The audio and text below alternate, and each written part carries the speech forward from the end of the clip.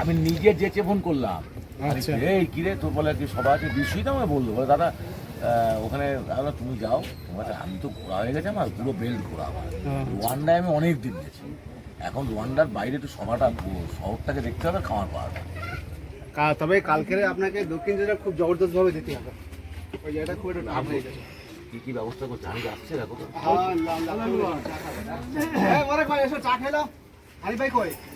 ও আমার নেতা আছে মোবাইলে কি বলছে, আপনার মিনি নেতা, বুঝতে পারছেন?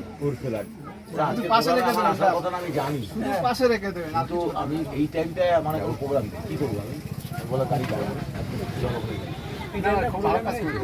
এই যে সময়টায় আমি কোথাও দাঁড়িয়ে থাকতাম, আমি এখানে এসে বসি, রাস্তায় তো মানুষের গাড়ি যে কোনো জায়গায় আমাকে বসতে হবে না, আমি ওই মানে কোথাও ওই খাও গাড়ির মধ্যে বসে থাকার লোক না।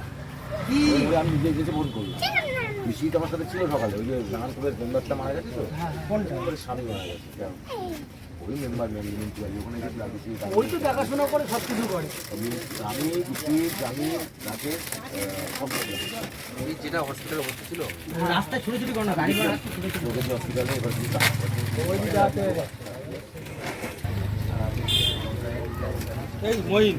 এখন সাইকেল কেন তোর এখানে সবচেয়ে বেশি সময় দিয়েছি, বলুক যে কদিন তোরা চেয়েছিস আমাকে পেয়েছিস, 29 তারিখে প্রোগ্রাম তো আমাকে দিতে হবে। টাউনে না কোথায় একটা প্রোগ্রাম করো না না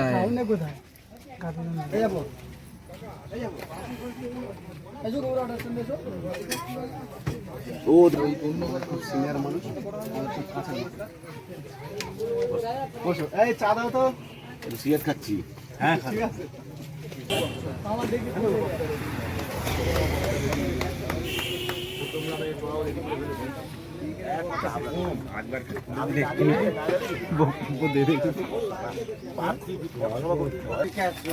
উপরে উঠে সবাই ওঠা যাবে না,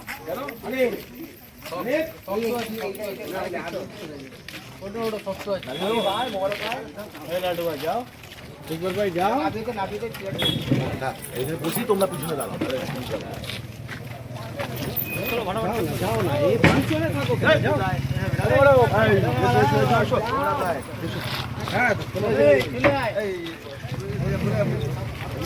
গাড়ি সম্পর্কে বলে দেবো আমি এসেছিলাম,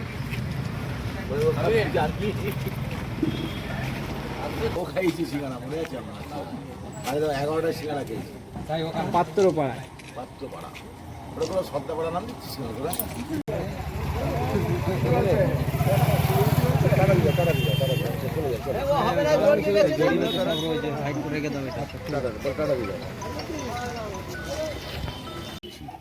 মানে আমার কথা যে ধরে নিচ্ছি আর তুমি হারবো, কথা তুই যদি আগের থেকে তার প্রস্তুতি না নিস তখন প্রতিরোধ করা যাবে। পঞ্চায়েত বলতে সেটা আমরা করেছি, আমি কিন্তু সেই প্ল্যানে চলি একদম, সেই জন্য বলছি যা প্রবলেম সব সলভ হয়ে যাবে, কারণ আমি তো পার্টিতে পালাবো না, আর একটা লিডার আছে আসবে সে তাও নাকি পালাবে না কোনোদিন, মানে যদি ঘরে বসেও যাই পার্টি যদি না করি তাও বলে যাচ্ছি একই কথা, তোদের ছেড়ে যাবো না, যারা এই পরিশ্রমটা করছে না ওরা যে অসনরে জানে, আমরা পঞ্চায়েত বলতে ওরকম কালকে অসনরে র্যালি, কালকে অসনরে যে র্যালি হবে দেখি, র্যালিটা তো মারাত্মক, ওটা তো হচ্ছে, আর ওটাকেও ছাপিয়ে যাবে অসনগর কালকে আমার বাড়ি যেখানে, এখানে বিধানসভা দাঁড়িয়েছি, কারণ বিধানসভা ভোটের পরের দিন থেকে তাও নাকি কাউকে ছাড়েনি, সমস্ত কিছু আমি দেখেছি, কেস সামারি থেকে আরম্ভ করে ঘরে দোকান থেকে আরম্ভ করে কাউকে ছাড়েনি, কর্মীদের সেই রেট আর করিয়ে পঞ্চায়েতে ওই লড়াই দিয়েছে, যে 18টা সিট দিতেছে ওই গোমাটিতে পুরো ব্লকে কেড়ে নেওয়ার পরে 3টে পঞ্চায়েত তো দখলই নিয়েছিলাম, কেড়ে নিয়ে, হ্যাঁ ঠিক আছে আসবেন না।